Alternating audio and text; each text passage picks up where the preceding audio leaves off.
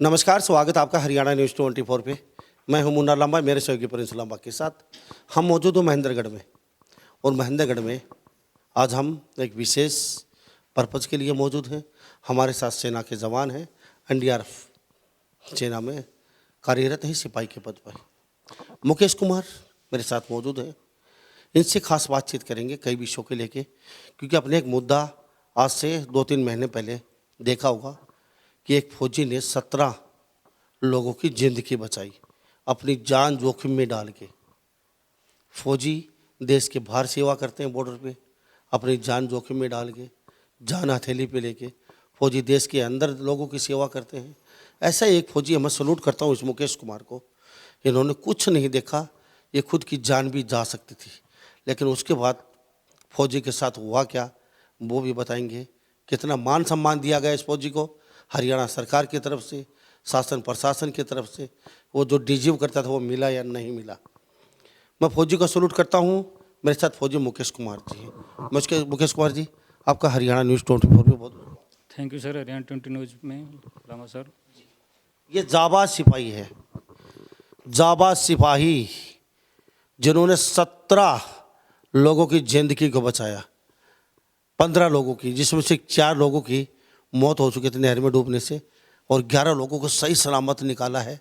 आज वो अपने घर में अपने बच्चों के साथ, माँ पिता के साथ, बीवी बच्चों के साथ हंसी खुशी अपना जीवन व्यतीत कर रहे हैं। अगर काश उस दिन मुकेश फौजी नहीं होता तो 11 घरों का आज ताला लग चुका होता। काश अगर उस दिन ये मुकेश फौजी नहीं होता तो 11 लोगों की मूर्ति वहाँ लगी होती। काश अगर ये मुकेश फौजी वहाँ नहीं होता तो पता नहीं 11 माताओं के बेटे चले गए होते। काश अगर उस दिन मुकेश फौजी नहीं होता तो उसमें से कई बहनें विधवा हो चुकी होती।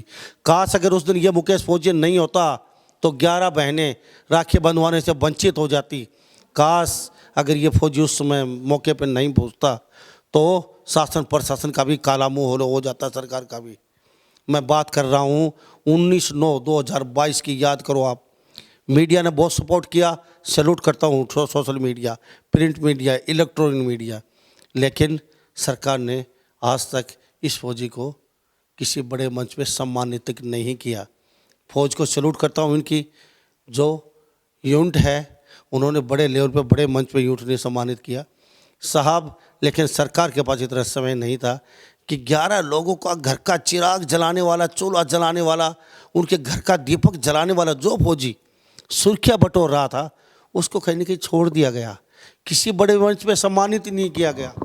साहब डिजर्व करता था, ये डीएसपी के पद पर नियुक्त होना चाहिए था आज। अगर हमारे मुख्यमंत्री जो कहते हैं कि टॉलरेंस, भ्रष्टाचार खत्म, ना भ्रष्टाचार खत्म ना कुछ खत्म। साहब जिसकी लाठी उसकी भैंस दिख रही है आज के हरियाणा सरकार में। ये फौजी अगर उस दिन नहीं होता तो क्या होता, आप सोच सकते हैं। मैं सलूट करता हूँ बार बार इस फौजी को। फौजी साहब एनडीआरएफ में है, कैसा चल रहा है? बहुत अच्छा चल रहा है सर।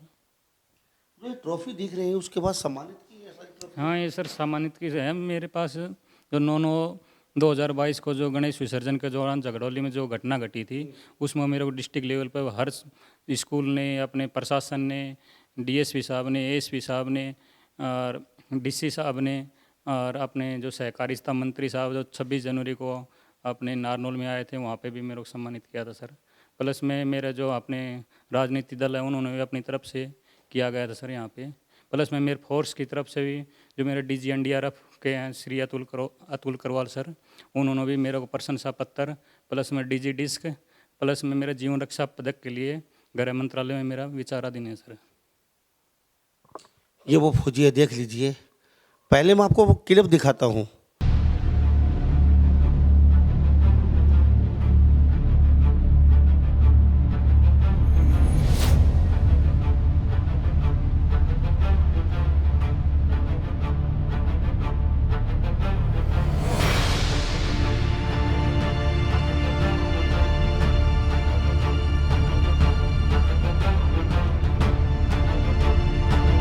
शाम का समय हो, सर्दी हो, गुप अंधेरा हो और पानी इतना गहरा हो, आपकी जान चली जाए। साहब कई बार तो इनकी जान जाते जाते बची। वो वाक़या भी इनको याद है क्योंकि डूबने वाला अक्सर दूसरे व्यक्ति को डबो देता है। दूर दूर तक कोई सहायता नहीं पहुंच रही थी, लोग वहाँ बिलख बिलख के मर रहे थे, आपस में कह रहे थे मुझे हमें बचाओ बचाओ, लेकिन कोई उनको बचाने के लिए आगे नहीं आ रहा था। उस समय अचानक भगवान ने, बालाजी ने अपना रूप धर के अचानक वहाँ प्रकट हो जाते हैं और 11 लोगों की ज़िंदगी बचा लेते हैं भगवान। तो वो भगवान साथ ये बैठे हैं। मैं उन माँ पिता भाई बहन, उनकी माँ, उनकी जो पत्नी सुन रही है, देख रही है इस खबर को, मैं उनको भी कहना चाहूँगा, ये साक्षात्कार भगवान बन के आपके घर पहुँचे हैं। अगर ये नहीं होता तो आज आपका सब कुछ खत्म हो चुका होता। आप जिंदगी भर इनका एहसान, इनका जिंदगी भर के लिए कभी उतार नहीं पाएंगे, क्योंकि अगर इनके चरण धो के पिए तो भी बहुत थोड़ा है इस शख्स का, क्योंकि अपनी जान जोखिम में डाल के दूसरों को कभी नहीं बचाएगा। फौजी साहब, 5:30 बजे के आसपास उस दिन कहाँ जा रहे थे और कहाँ से आए? हाँ सर, मैं 2 दिन के अवकाश पे आया हुआ था। मैं महेंद्रगढ़ से रेवाड़ी जा रहा था। रास्ते में एक झगड़ोली नहर पड़ती है, वहाँ पे जवाहरलाल नहर झगड़ोली के पास, वहाँ पे मेरा भांजा जो आईसीयू में एडमिट था, मैं उसके पास मिलने के लिए जा रहा था सर। वो बीच में जो घटना घटी हुई थी सर, उसमें मैंने देखा भाई किस प्रकार की घटना घट रखी है। मैंने सोचा कि वहाँ एक्सीडेंट हो रखा है, लेकिन लोगों से पूछा भाई यहाँ पे गणेश विसर्जन के दौरान काफ़ी लोग नहर में भाव में बह चुके हैं। तो मैं सर एक एनडीआरएफ, हमारी जो राष्ट्रीय आपदा मोचन बल है, उसमें सर तैनात हूँ, जो कि गाजियाबाद में है, क्योंकि हमें इसी चीज़ से निपुण है सर। हमारे बाढ़ राहत में प्लस में जो हमारे जो केमिकल का रिसाव हो जाते हैं, बड़ी बड़ी मंजिलें ध्वस्त हो जाती हैं, उन्हीं में हम कार्य विचाराधीन है सर। यही हमारी मेन ड्यूटियाँ होती हैं सर वहाँ पे। जो अभी हमारी बाहर तुर्किया में भी हमारी गाजियाबाद से जो फोर्स गई हुई है, वो भी अभी हमारी वहाँ पे सेवा दे रही है सर। हम इस में महारत ही हासिल कर रखी है सर। तो 5:30 बजे आपने देखा ये जा रहे थे रास्ते से, तो गाड़ी वहीं खड़ी करके आपने छलांग लगा दी? हाँ, मैं वहाँ देखा, फिर मैंने एएसपी सिद्धार्थ जैन साहब थे वहाँ पे, मैं कपड़े निकाल रहे थे, वो बोला मेरे को जाने के लिए मना कर दिया, बोल काफ़ी लोग पानी में जा रहे हैं, उनको बचाने के लिए वो डूब जा रहे हैं, आप कहाँ जा रहे हो? मैंने फिर आवाज़ मारी, मैं एनडीआरएफ कोर्स क्वालिफाई हूँ, इस प्रकार से कोई दिक्कतें नहीं आएंगी सर। तो उनको मैं बोल के मैं पानी में एंट्री कर गया था सर। उसके बाद 1 बाय 1 करके एक एक बच्चों को मैं बाहर निकाल रहा था, क्योंकि पानी बहुत ही ख़राब था, बारिश का पानी था उस टाइम, उसमें कुछ दिखाई नहीं दे रहा था, एकदम क्लियर नीट एंड क्लीन। मैं फिर उसमें एंट्री कर जा रहा था, उसमें बंदों को 1 बाय 1 करके बाहर निकाल रहा था सर, एक एक करके। काफ़ी जिंदगियां मैंने बचाई, उनको काफ़ी लोगों को उससे। आप भी कई बार डूबते डूबते बचे? हाँ, पानी बहुत गहरा सर, फुल नहर आ रही थी, उसमें मैं भी 2-3 बच्चे जो अंदर थे उसके पास, वो भी अनकॉन्शियस थे, उन्होंने मेरे को जकड़ लिया था। लेकिन हमारे एक ट्रेनिंग का पार्ट से उसमें मेरे को इस प्रकार की दिक्कत आई, लेकिन मैं उनको दूर कर दिया, उन बच्चों को सकुशल बाहर निकाल लिया गया सर, जिसमें 4 बच्चे भगवान के पास चरणों में समर्पित हो गए, चले गए।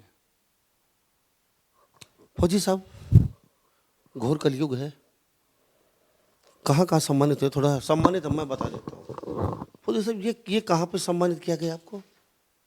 ये सर मेरे को अपने पूर्व शिक्षा मंत्री प्रोफेसर रामविलास शर्मा ने अपने सीएम साहब को लेटर जारी किया है, इस लड़के को। सीएम साहब को लेटर जारी किया है पूर्व शिक्षक रामविलास शर्मा द्वारा। सब ये क्या है? ये सर 26 जनवरी को अपने नारनौल में सहकारिता मंत्री बनवारी लाल सर ने मेरे को मंच पे, और डीसी साहब ने वहाँ पे किया था सर। चलो, बहुत अच्छी बात है। अब सम्मानित होता देख ली, कहाँ कहाँ सम्मानित किया गया है, ये क्या सब? यहाँ पे सर हमारे ओम प्रकाश यादव जो उसमें अपने नारनौल के रहने वाले हैं, उन्होंने मेरे को यहाँ पे बुला के, मंत्री मंत्री, हाँ बीजेपी सरकार में मंत्री हैं सर, उन्होंने सम्मानित किया। Thank you. सब ये सम्मानित होने वाली लिस्ट हम आपको दिखा रहे हैं, ये देखिए कहाँ पे क्या है। ये सर 26 जनवरी को डीसी साहब ने सर वहाँ पे मंच पे किया था सर, सम्मानित सर। ओके। और ये सर मेरे पूरे गांव समाज ने यहाँ पे प्रोग्राम रखा था, उन्होंने पूरा गांव समाज ने मेरे को मान सम्मान दिया सर यहाँ पे। और ये भी देख लीजिए, ये एसडीएम साहब है संदीप सर, उन्होंने सम्मानित किया सर। अच्छा, ये भी सम्मानित किया गया है? हाँ, ये भी सम्मानित किया है सर, आम आदमी पार्टी के संदीप उसे डॉक्टर संदीप सर। ओके। और ये भी सम्मानित है? हाँ, ये गांव समाज ने सर। और साहब, ये अखबारों में जो कटिंगें आई हैं, ये वहाँ पे जो बच्चे डूब रहे थे, उनके जो पूरी फैमिली घर पे आई थी, यहाँ पे उन्होंने आके सम्मानित किया सर। ओके।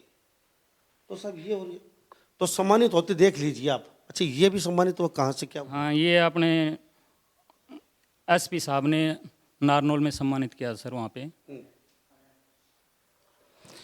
तो सब ये देख लीजिए, आपने सम्मानित किया, आपने सम्मानित किया, सब ने फौजी साहब को सम्मानित किया है, लेकिन हरियाणा सरकार ने फौजी साहब को अब तक सम्मानित नहीं किया गया है। और केजरीवाल सरकार शायद ही जल्दी इनको सम्मानित करेगी, क्योंकि हमें उड़ती सी खबर चली है, बातचीत चल रही है, बड़े मंच पे इनको सम्मानित करने की तैयारी है। लेकिन मैं एक बात पूछना चाहूँगा, फौजी साहब खुद, ये ताई जी बैठी हैं, इनका बेटा है, इनकी पत्नी मेरे पीछे खड़ी हैं, उस समय इनकी भी जान जा सकती थी, तो उनकी पत्नी और ये इनका बेटा ये कहाँ से लेके आते? इन्होंने निस्वार्थ भाव से, शासन और प्रशासन का काम था, ये काम पुलिस का था, पुलिस भी वहीं मौजूद थी, लेकिन किसी ने जहमत नहीं उठाई, अंदर पानी में जाके उनकी ज़िंदगी बचाई। साहब आपने सम्मानित कर दिया, लेकिन हम सम्मानित का मतलब क्या? सम्मानित का मतलब क्या? किसी बड़े मंच में सम्मानित हुए? मैं तो ये पूछना चाहता हूँ। आप कहते हैं हम 21वीं सदी में जी रहे हैं। साहब हमें तो लगता है हम पुराने ज़माने में जी रहे हैं, क्योंकि आज के लगता है ऐसा है जिसकी लाठी उसकी भैंस। अगर ये फौजी रसूखदार होता, अगर इस फौजी के पास अच्छा खासा पैसा होता, अगर इस फौजी के पास इनका पिताजी नेता होता, अभिनेता होता, इस फौजी के पास लठ का जोर होता, इस फौजी के पास राजनीतिक पावर होती, इस फौजी का IAS IPS या कोई बड़ा प्रशासनिक अधिकारी होता, तो आज ये बहुत बड़े मंच पे सम्मानित हो चुके होते। आज ये किसी DSP या इंस्पेक्टर के पद पर नियुक्त हो चुके होते, हरियाणा सरकार ऑफर कर चुकी होती। लेकिन ना इनके पास वोट है, ना इनके पास नोट हैं, ना इनके पास कोई इतना बड़ा कोई राजनेता है कि उसके पास जाएं। हर चीज़ में साहब आजकल राजनीति की ज़रूरत होती है, पैसे की ज़रूरत होती है। फौजी साहब काफ़ी ट्रॉफियाँ हर जगह सम्मानित हुए, फौजी साहब ये बड़े मंच पे सम्मानित नहीं किया गया। साहब एक क्रिकेटर को बचाया जाता है, सिर्फ एक क्रिकेटर को बचाया जाता है। साहब वो एक क्रिकेटर ही था, यहाँ तो 11 लोगों की बातचीत हो रही है। सबका घर का सदस्य उन घर के लिए क्रिकेटर ही होता है वो, उनको तो बहुत बड़े मंच पे सम्मानित किया जाता है कनेक्टरों को। तो साहब यहाँ तो 11 जिंदगी बचाने वालों का सवाल था, इनको बड़ा क्वेश्चन मार्क छोड़ के दिया जाता है। मैं आप पे छोड़ता हूँ, कमेंट बॉक्स में जाके अपनी राय जरूर दीजिए, क्या फौजी ने गलती की थी उनकी ज़िंदगी बचा के? ये जरूर लिखना, या गलती फौजी की है या शासन सरकार या प्रशासन की है? इनको इतने बड़े लेवल पर सम्मानित क्यों नहीं किया गया? आज तक इनको इंस्पेक्टर के पद पे या कि DSP का पद पे नियुक्त सरकार ने क्यों नहीं किया? ऑफर तो देना चाहिए था, ये इनकी मर्जी थी, ये नौकरी करते या ना करते, लेकिन डिजर्व करते थे। ऐसे होनहार फौजी को मैं सैल्यूट करता हूँ और बार बार करता रहूँगा। फौजी साहब दुख नहीं होता थोड़ा बहुत? नहीं सर, दुख तो क्या, तो सरकार ने अपने आप तरफ से देखना चाहिए। मैं तो इस प्रकार को नहीं कर सकता, मैं तो एक फोर्स मेंबर हूँ सर। लेकिन सरकार को करती इस प्रकार की, क्योंकि आने वाले समाज में भी इस प्रकार का क्रेडिट जाता, लोग भी देखते और समाज में देखता भाई अच्छे आदमी के लिए अभी सरकार भी साथ दे रही सर। साहब कलयुग है, हाथ हाथ को काट रहा है, भाई भाई को मार रहा है, 5 रुपए के लिए यहाँ तक खून होते देखे जाते हैं। तो साहब ये तो फौजी का मान सम्मान का मामला है। साहब ये तो फौजी के एक आत्मसम्मान विश्वास का मामला है। कौन आगे आएगा? क्योंकि फौजी के पास वोट तो है नहीं, ना नोट है, ना पावर है, तो आपको किस लिए आगे आना है? मैं तो ये सोच रहा हूँ, अहिरवाल क्षेत्र के बहुत बड़े बड़े गद्दा और नेता भी हैं, क्या उन्होंने कभी जहमत नहीं उठाई? इस शेर ने 11 लोगों की ज़िंदगी बचाई। चंडीगढ़ बड़े मंच पे सम्मानित किया जाना चाहिए था, इनको बहुत बड़े पद का ऑफर देने चाहिए। लेकिन आज ये जो ब्रांड एम्बेसडर है, ये फायरमैन है, ये छोटा भीम है, ये लो पुरुष है, ये आज वहीं का वहीं बैठा हुआ है। एक बार थोड़ी सुर्खियाँ बटोरी मीडिया के अंदर, उसके बाद वो जो मामला था ठंडे बस्ते में चले गया। फौजी अपने मुख से नहीं कहना चाहेंगे, लेकिन मैं फिर भी कहता हूँ, क्योंकि अगर वास्तव में ही सरकार चाहे तो इस फौजी को बहुत बड़े मंच पर सम्मानित कर सकती थी। लेकिन साहब सम्मानित होने के लिए भी नेताओं की ज़रूरत पड़ती है, सम्मानित होने के लिए भी आजकल सिफारिश की ज़रूरत पड़ती है। साहब जो लोग कुछ करते नहीं हैं उनको बड़े मंच पे सम्मानित करते देखा गया है, जो लोग कुछ करते हैं वो अपने घर पे मुंह ढक के रोते देखे गए हैं कि काम उनका था, सम्मानित उनका होना था और सम्मानित मेरे जैसे लोग स्टेज पे जाके हो रहे हैं। तो थू है ऐसी व्यवस्था पे। मैं कहता हूँ सरकारें आती और चली जाती हैं, सरकारें कब तक बदलोगे? हमें व्यवस्था बदलनी है। जब तक देश की व्यवस्था नहीं बदली जाएगी ऐसे ही चलता रहेगा। इस तरीके के फौजी जो सुरेंद्र मुकेश फौजी इस तरीके के जो है ऐसे ही चक्की में पिसते रहेंगे। ऐसे ही इन लोगों के साथ इस तरह की घटनाएं होती रहेंगी। अगर ये मुकेश फौजी उस दिन नहीं होता तो तांडव हो चुका होता। फौजी साहब, आपके साथ वैसे तो देखा जाए तो बहुत बुरा हुआ है और आप फिर भी बोल नहीं रहे हैं, क्योंकि एक फौजी का एक वो होता है। तो मैं आपको सैल्यूट करता हूँ, क्योंकि एक फौज की गाइडलाइन के तहत आप अब भी कुछ नहीं कह रहे हैं। बाकी आपको कुछ ऐसा लगता है सरकार कुछ करेगी? हाँ, सरकार कुछ भी कर सकती है, लेकिन इस प्रकार का अभी तो मेरे को कुछ इन्फॉर्मेशन तो है नहीं सरकार की तरफ से। लेकिन सरकार चाहे तो कुछ भी कर सकती है। क्रिकेटर के लिए सरकार इतना बड़ा काम कर सकती है तो हमारे लिए कर सकती है।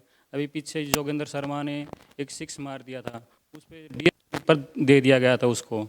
अभी अपने क्रिकेटर ऋषभ पंत था, एक एक्सीडेंट हो गया था, उसको 26 जनवरी को मुख्यमंत्री सर ने उसको मंच पे ले जाके सम्मानित कर दिया गया था। इस प्रकार का हम तो बोलेंगे नहीं। इस प्रकार के फोर्स मेंबर हूँ मैं, एक बेल्टधारी हूँ। इस प्रकार का मैं दूसरी दिशा में नहीं बोल सकता, लेकिन सरकार को अपने आप में सोच विचार करना चाहिए इसके बारे में। सर, ये फौजी मुकेश ही है जो अपनी भावनाओं को दबा के रखा है। लेकिन फौजी होता है ना, वो कहता है ना, दिल दिया है जान भी देंगे अब वतन तेरे लिए। लेकिन काश मैं तो उस दिन की बात सोच के एक सिहर सी हो जाती है पूरे बदन में। अगर उस दिन नहीं होते तो बहुत बड़ा अनर्थ हो चुका होता। राजनेताओं के समझ में आए या ना आए, लेकिन आप लोगों की समझ में ज़रूर आ गई है। क्या मुकेश फौजी आज जो डिजर्व करते थे उसको मिल पाया या नहीं मिल पाया? तो एक कमी किसकी है ये आप पे छोड़ता हूँ, जनता जनार्दन पे। और कितनी जल्दी सरकार इनको बड़े मंच में सम्मानित करेगी, इनको कोई बड़ा पद ऑफर करेगी, ये तो भविष्य के गर्त में है। लेकिन हम भी नज़र टिकाए हुए हैं कि कितनी जल्दी सरकार इनको बुला के सम्मानित कर पाती है। सभी इन बातों के साथ मैं मुन्ना लंबा मेरे सहयोगी प्रिंस लांबा के साथ हरियाणा न्यूज़ 24। नमस्कार, जय हिंद।